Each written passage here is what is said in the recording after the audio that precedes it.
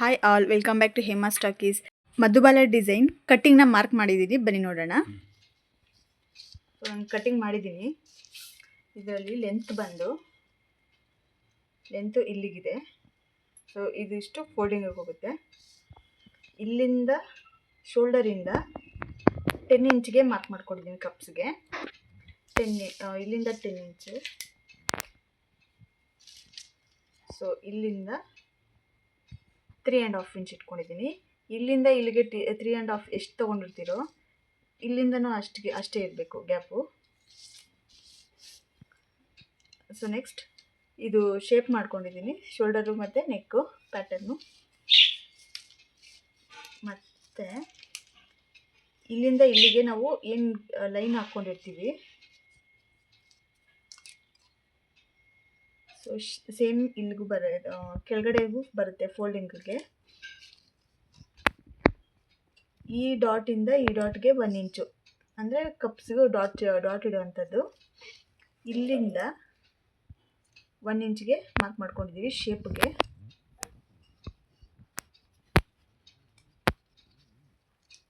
ನಾವು ಲೆಂತ್ ಎಷ್ಟು ತೊಗೊಂಡಿದ್ದೀವೋ ಅದರಿಂದ 3 ಇಂಚು 2.5 ಇಂಚು ನಮಗೆ ಈಗ ಗ್ಯಾಪ್ ಬರುತ್ತೆ ಬ್ಯಾಂಡ್ ಪಟ್ಟಿದು. ಸೊ ಬ್ಯಾಕ್ ಬಂದು ನಾನು ಈ ಶೇಪಲ್ಲಿ ಕಟ್ ಮಾಡ್ಕೊಂಡಿದ್ದೀನಿ, ಸೆಟ್ ಕೇಳಿದ್ದಾರೆ.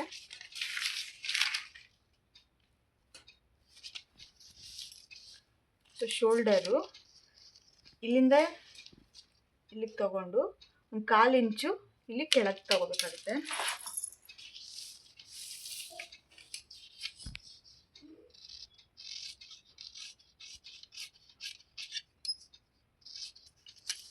ಇಷ್ಟಾಗಿದೆ. ಇದನ್ನು ಕಟಿಂಗ್ ಮಾಡ್ಕೊತೀನಿ.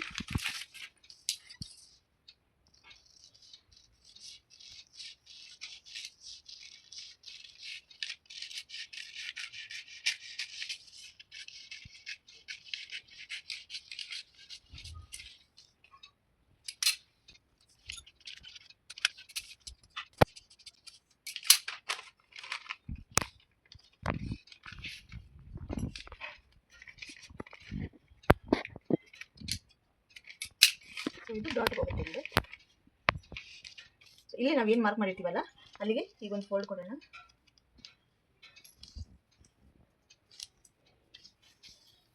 ಸೊ ಇದಿಷ್ಟು ಮಧುಬಾಲ ಡಿಸೈನ್ ಕಟ್ಟಿಂಗು ಇಷ್ಟೇ. ಸೊ ಹಿಂಗೆ ಇಟ್ಕೊಂಡೇನೆ ನಾವು ಲೈನಿಂಗ್ನ ಕಟ್ ಮಾಡ್ಕೋಬೇಕಾದ್ರೆ ಹಿಂಗೆ ಓಪನ್ ಮಾಡ್ಕೋಬಾರ್ದು.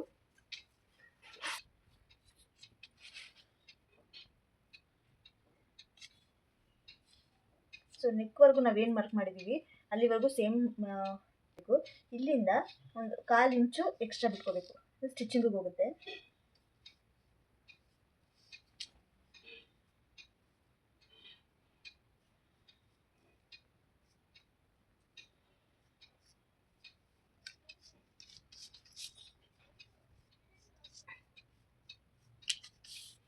ಇಷ್ಟು ಕಾಂಟ್ರಾಸ್ಟ್ ಕೊಡ್ತಿರೋದ್ರಿಂದ ಬೇರೆ ಕಲರ್ನ ತೊಗೊಳ್ತಿದ್ದೀನಿ.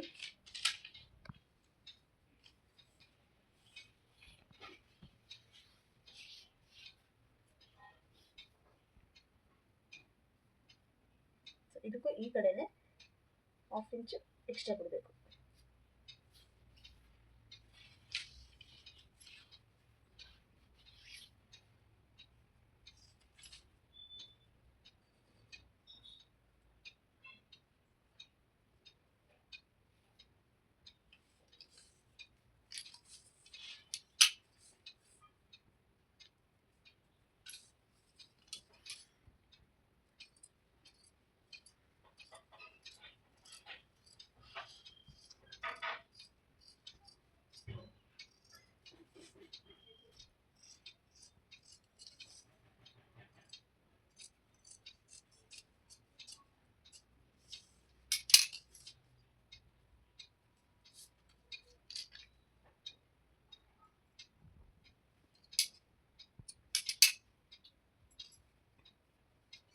ಈ ಥರ ಬರುತ್ತೆ ಕಪ್ಸು. Back hook ಇಟ್ಟಿರೋದು.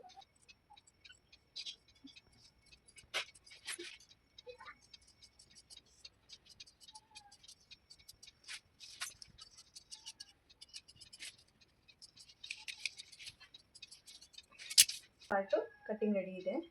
ಶೋಲ್ಡರ್ಗೆ ನಾವು ಎಷ್ಟು ತೊಗೊಂಡಿದ್ದೀವಿ ಅಂದರೆ, ನಾನು ಯಾವುದೇ ಥರ ಬಾಡಿ ಮೆಜರ್ಮೆಂಟ್ ಆಗಲಿ ಏನು ತೊಗೊಳಲ್ಲ.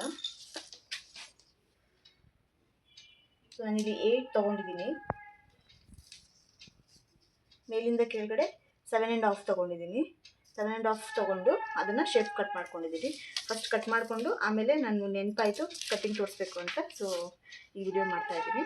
ಸ್ಟಿಚಿಂಗು ಆಮೇಲೆ ತೋರಿಸ್ತೀನಿ. ಸೊ ಈಗ ಸ್ಟಿಚ್ ಮಾಡ್ಕೊಳ್ಳೋಣ.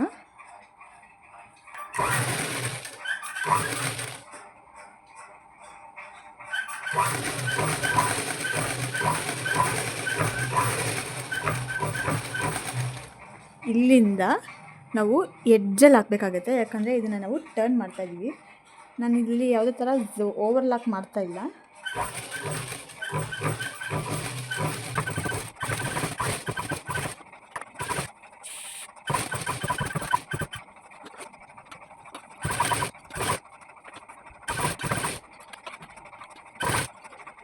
ಈ ಥರ ಸ್ಟಿಚ್ ಮಾಡ್ಕೊಂಡಾಗಿದೆ. ಈಗ ಎಡ್ಜಲ್ಲಿ ಕಟ್ ಮಾಡ್ಕೊಳ್ಳೋಣ.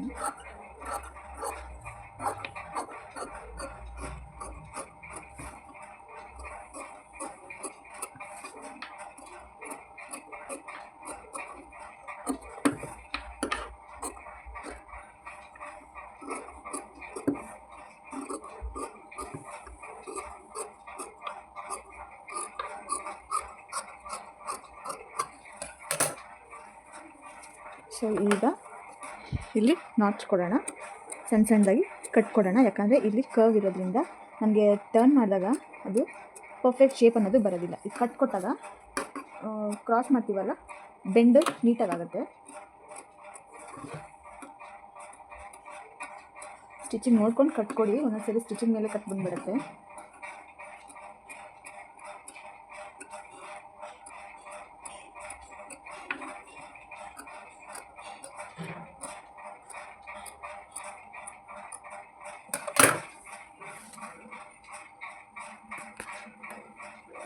ಸೊ ಈಗ ಟರ್ನ್ ಮಾಡಿಕೊಂಡು ಇದ್ರ ಮೇಲೆ ಒಂದು ಐರನ್ ಕೊಟ್ಕೊಂಬರೋಣ. ಐರನ್ ಕೊಟ್ಕೊಬಂದರೆ ಫಿನಿಶಿಂಗ್ ನೀಟಾಗಿರುತ್ತೆ.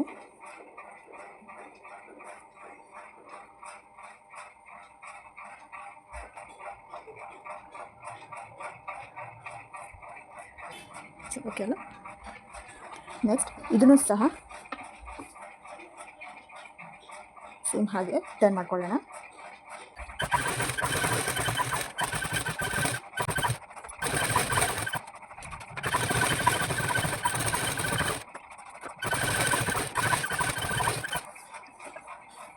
ಇದನ್ನು ಅಷ್ಟೇ ಟರ್ನ್ ಮಾಡ್ಕೊಳ್ಳೋಣ.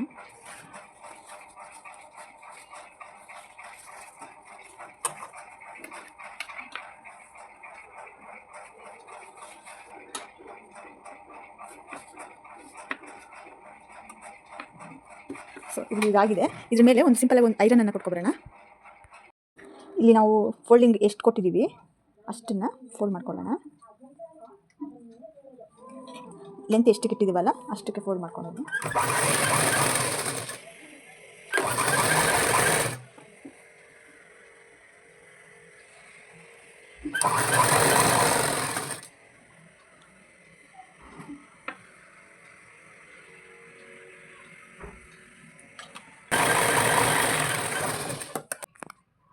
ಸೊ ಹೀಗಾಗಿದೆ.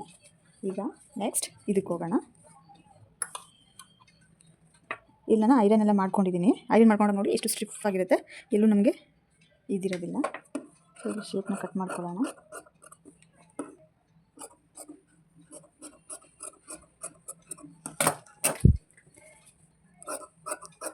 ಕ್ರಾಸ್ ಪೀಸನ್ನು ತೊಗೊಂಡು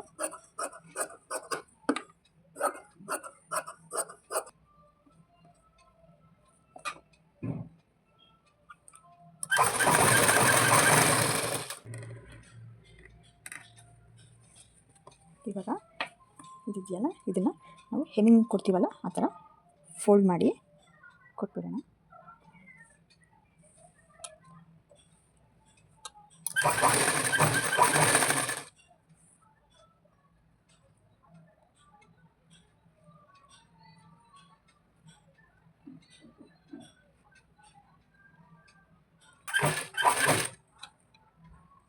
ನೀಟಾಗಿ ಅದು ಶೇಪ್ ಏನಿದೆಯಲ್ಲ ಆ ಶೇಪ್ ಎಡ್ಜಸ್ಸಲ್ಲಿ ಕೊಟ್ಕೊಳ್ಳೋದು.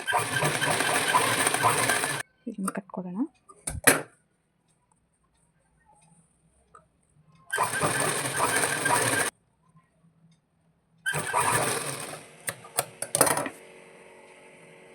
ಇದು ಫೋಲ್ಡ್ ಮಾಡಿ ಹಿಂಗೆ ಮಾಡಿದಾಗ ನೀಟಾಗಿ ಕುತ್ಕೊಳ್ಳುತ್ತೆ.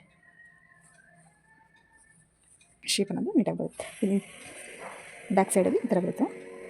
ನೆಕ್ಸ್ಟ್ ಇದಕ್ಕೆ ಅಟ್ಯಾಚ್ ಮಾಡ್ಕೊಳ್ಳೋದು. ನೆಕ್ಸ್ಟು ಇಲ್ಲಿ ನಾವು ಏನು ಡಾಟ್ಗೆ ಪಾಯಿಂಟ್ ಇಟ್ಟಿದ್ದೀವಲ್ಲ ಅದನ್ನು ಇನ್ನೊಂದು ಸೈಡು ಕೂಡ ಮಾರ್ಕ್ ಮಾಡ್ಕೊಳ್ಳೋಣ.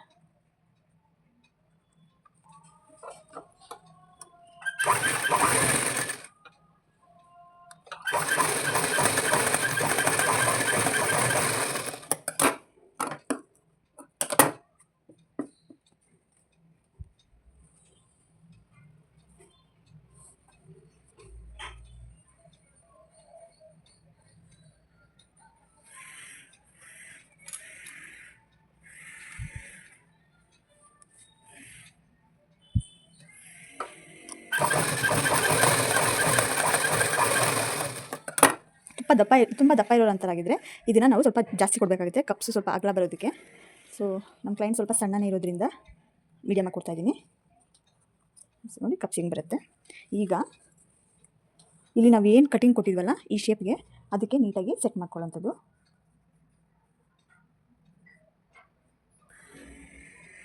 ಫಸ್ಟು ಇಲ್ಲಿ ಒಂದು ಪಿನ್ ಹಾಕ್ಕೊಳ್ಳೋಣ. ನೆಕ್ಸ್ಟ್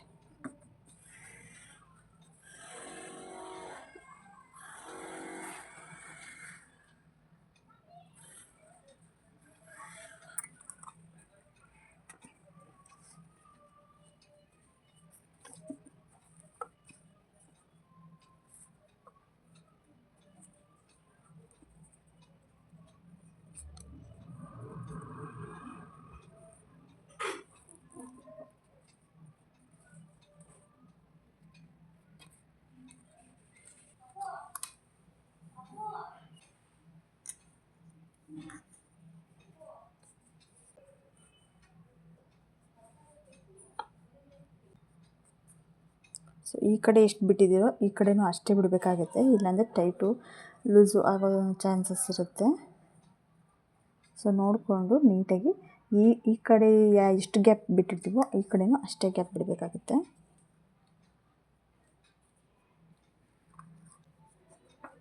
ಸೊ ಈಗ ಸ್ಟಿಚ್ ಮಾಡ್ಕೊಳ್ಳೋಣ.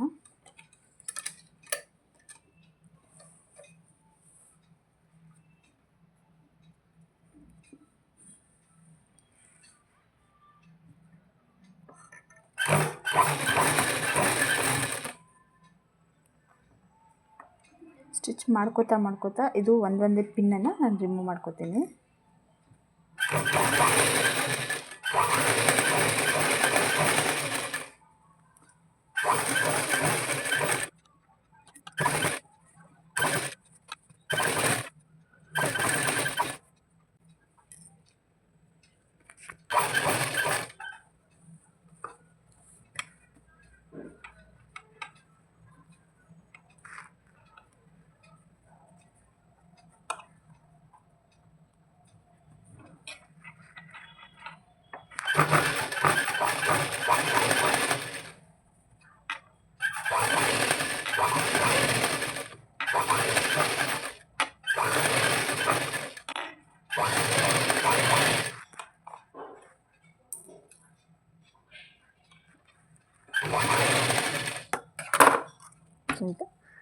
Madhubala design ready.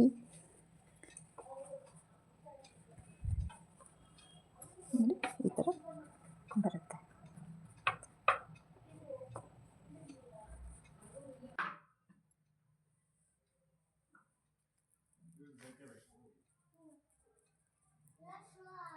ಸೊ ನಾನಿಲ್ಲಿ ಯಾವುದೇ ಬೂಟಿಕ್ ಟೈಪಲ್ಲಾಗಲಿ ಇಲ್ಲ ಫ್ಯಾಷನ್ ಡಿಸೈನರ್ ಟೈಪಲ್ಲಾಗಲಿ ನಾನು ವೀಡಿಯೋನ ಮಾಡ್ತಾಯಿಲ್ಲ. ನಂದು ಸಿಂಪಲ್ ಕಟಿಂಗು. ಈ ಕಟಿಂಗ್ ನಿಮಗೆ ಇಷ್ಟ ಆಗಿದ್ದರೆ ಪ್ಲೀಸ್ ಸಪೋರ್ಟ್ ಮಾಡಿ, ಸಬ್ಸ್ಕ್ರೈಬ್ ಮಾಡಿ. Thank you for watching.